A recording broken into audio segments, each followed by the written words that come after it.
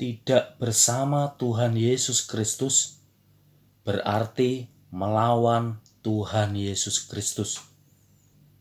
Injil Lukas pasal yang ke-11 ayat yang ke-23.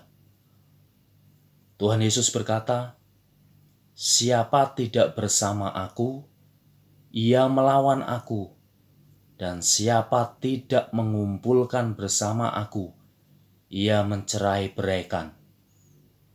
Siapapun manusia yang hidupnya tidak bersama-sama dengan Tuhan Yesus Kristus dalam seluruh aspek kehidupannya, pasti tidak bahagia secara rohani.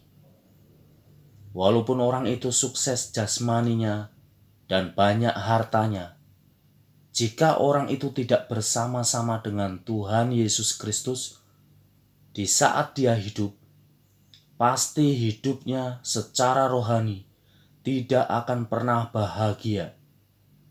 Sebab orang yang jiwa dan rohnya tidak bersama-sama Tuhan Yesus Kristus berarti melawan Tuhan Yesus Kristus. Jika seseorang melawan Tuhan Yesus Kristus, apapun yang dia kumpulkan di saat masih hidup pasti akan membuat hidupnya tercerai-berai secara tubuh, jiwa, dan rohnya.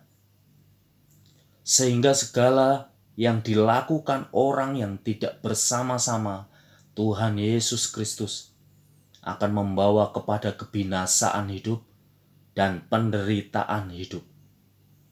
Arti hidup bersama-sama dengan Tuhan Yesus Kristus adalah setiap perkataan, sikap, dan tindakan, semua yang dilakukan adalah sesuai dengan perkataan Tuhan Yesus Kristus di kitab Injil di Alkitab.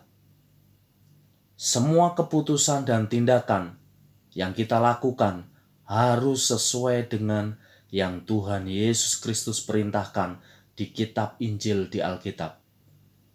Jika ada orang mengaku Kristen dan percaya Tuhan Yesus Kristus, tetapi sikap, perkataan, dan tindakannya tidak sesuai yang Tuhan Yesus Kristus ajarkan di kitab Injil di Alkitab, maka orang itu belum bersama-sama dengan Tuhan Yesus Kristus di dalam kehidupannya.